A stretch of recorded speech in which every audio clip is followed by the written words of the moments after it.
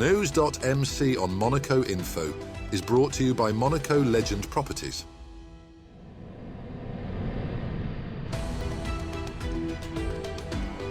Bringing you news on Monaco's economy, culture, sports and more. Welcome to NEWS.MC, your English rendezvous on Monaco Info. Coming up on NEWS.MC, discover past week's top stories and meet the people who make Monaco. My name is Lorena Saltu, founder of CSOS, and you are watching NEWS.MC on Monaco Info. What's been making headline in the past week? His Serene Highness Prince Albert II inaugurated a special exhibition at Cap Martin on Thursday the 28th of August, commemorating 60 years since the death of Le Corbusier and celebrating the 50th anniversary of the French Coastal Protection Agency. Titled Le Corbusier at Cap Martin, Intimate Memories, the exhibition pays tribute to the architect's deep personal connection to the site where he built his minimalist cabanon retreat in 1952. Unlike his monumental works, the cabanon reflects simplicity, nature and introspection. The event highlighted both cultural heritage and environmental protection, as the Cap Martin plot is also a vital ecological site. Visitors toured the cabanon and Eileen Gray's villa, celebrating a rare intersection of architectural history and Mediterranean conservation. The Ocean Race Europe made its first ever French stop in Nice on Friday the 29th of August, drawing crowds to the Admiral Infernet quay, where 6 high-performance IMOCA monohulls, including Team Malizia, are moored. Visitors explored the open race village, admiring the cutting-edge boats and meeting crews ahead of the next leg to Genoa. The fourth leg set off from Nice, with the fleet rounding a scoring gate in Monaco, awarding bonus points to the leading teams before continuing past Corsica, Elba and the Tuscan coast en route to Genoa. Team Holcim led the stage, followed by Biotherm, while Monaco's Team Malizia initially held 5th place. Ultimately, Biotherm claimed victory in the penultimate stage in Genova, navigating the light and shifting winds more effectively than rivals. Team Malizia, sailing under the Monaco Yacht Club banner, struggled in the changing conditions and finished 6th. The final leg of the 2025 Ocean Race Europe will depart Italy for Montenegro on September 15th, marking the conclusion of the 5-stage competition. Monaco's medieval combat team, the Grimaldi Milites, is gearing up for the French Cup of Béhourd, taking place on September 13th and 14th in Gabarnac, New Aquitaine.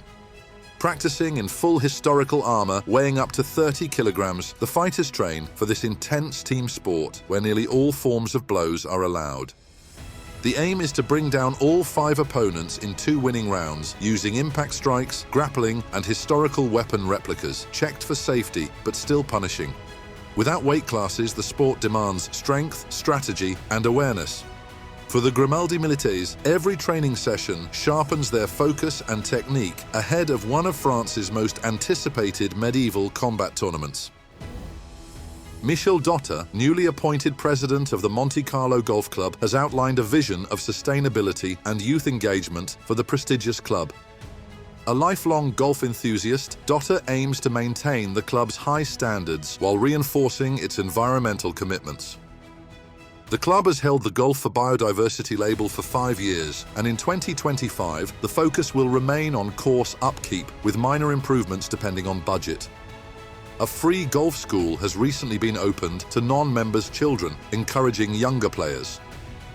Dotter also announced a tribute to the late Henri Rey, former president and close friend, with a commemorative stone to be inaugurated by His Serene Highness Prince Albert II. Monaco Yacht Club's flagship vessel Twiga suffered a dramatic demasting over the weekend during a violent storm off the coast of Menorca on August 31st. The incident occurred during the regatta of the Balearic Islands, when the crew was caught in severe weather and heavy gusts, as captured in striking onboard footage. Thankfully, no injuries were reported among the crew. The historic yacht, a symbol of Monaco's sailing heritage, will now be towed back to its home port for repairs in the coming days. The club has not yet confirmed how the damage will affect Twiga's participation in upcoming regattas. The Monaco Yacht Show will return to Port Hercule from September 24th to 27th, bringing together 550 international exhibitors across 16,000 square meters of exhibition space. A major economic and cultural event for the Principality, the show is now in its final installation phase, requiring more than 400 truck deliveries to set up. Dedicated areas will include spaces for interior design, refits, innovation, and adventure equipment, with super yachts once again lining the harbour. Organisers continue to refine logistics each year to minimise impact on the city centre. Traffic measures begin September 15th, with closures around the swimming pool road during the event. Monaco marked the 81st anniversary of its liberation on September 3rd, 1944, with a day of remembrance, celebration, and reflection. Ceremonies began at the Monaco Cemetery, where officials and citizens gathered to lay wreaths and honour those who gave their lives for freedom. A parade of 12 vintage military vehicles travelled through Rue Grimaldi to the Maison de France, carrying participants in period uniform and drawing large crowds. French and Monegasque authorities joined to pay tribute, notably remembering René Borghini, a resistance fighter and secretary of the National Council who was executed just weeks before Monaco's liberation. Later, the Palace Square was animated with music, dance, and even a distribution of chocolate, recreating scenes from September 3rd, 1944. The commemorations were both a tribute to the past and a reminder of peace's fragility today. Next up, our exclusive interview with the personalities making the Principality.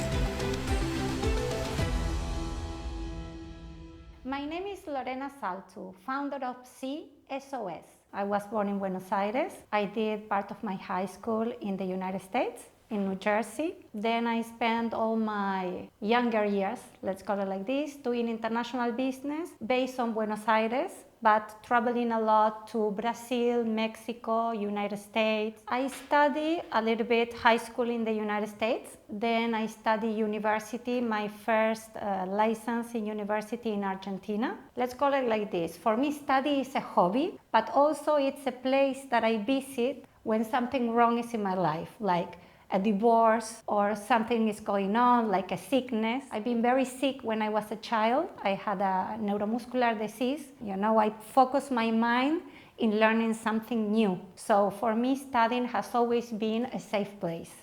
I think that psychology is a very modern concept, but it's not new at all. I think since we start thinking and philosophizing about life, we have big questions about ourselves. Like what is desire, what is love, what is going on with me, why we do certain things, and how to avoid suffering. I think the big enigma of human beings is how to avoid suffering and the anguish we have towards life and this unbearable sickness of living.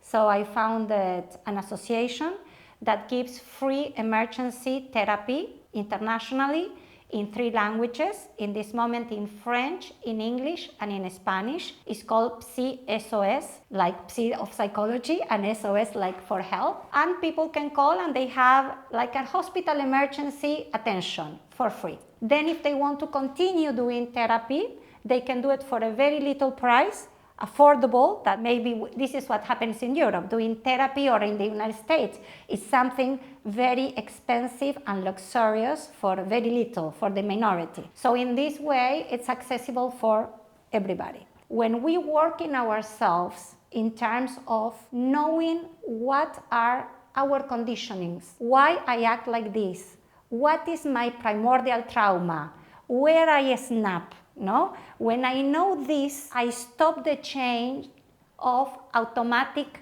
repetition. We have this obsession to avoid suffering, but suffering is part of life, and suffering is extremely necessary. We fantasize that we are going to raise children with no suffering, with no lack, with no desire, because you can only desire what you don't have. You can only fight to have what you crave to have. And we completely deprive our children of this suffering, of this longing, of this craving, of this searching. So they did not structure a strong mindset. We need to keep critical thinking. What is critical thinking? And this is the part that I see a little bit dangerous. Okay, we have the revolution of internet, okay? Before we used to go to libraries and read books and search for books. Then came internet. We have a new oracle. I think humans always need oracles. And we ask the oracle of Google. And Google gives us 100 websites or 200 websites that we need to go inside, read, analyze. So the truth is still something that I need to process. I need to learn, assimilate it like a digestion, and decide which one is the truth. I think that the dangerous part now is that all this process today is vanished. I go and I ask GPT, what is the answer? Telling me this is the truth. And my big question is, who is shaping this truth? Palo Alto, Silicon Valley? Are we going to be shaped what is considered the truth by Silicon Valley? This is the part, no? And this part that we just spoke, that the artificial intelligence sometimes don't tell the truth. I did not have too much idea about Monaco. I came to Cannes Festival 17 years ago, and we were driving with friends all the way to Sanremo. And then I saw all this part, like Monaco, and all the way, you know, by the Corniche. And I said, oh my God, what a beautiful place. I like the place, no? The cliff, the roadways. And I said, I want to live here, you know? I want this to be the place where I live. I was living in Barcelona back then with my children. I have 3 boys. And for me, French Riviera was a good place. I'm an adventure person, you know, so I say, let's go there. Wherever we found a place to rent, we land there. I think today it's a fantastic place, and from here as a base can travel and always come back. I always say Monaco is a wonderful place that you are very happy to live, but you are happier to come back. That's all for today. Thank you for watching NEWS.MC, your English rendezvous on Monaco Info. Discover the full interview and more stories on our websites, NEWS.MC and monacoinfo.com. Next week, we will receive Marc Mourou, leader of Génération Monaco.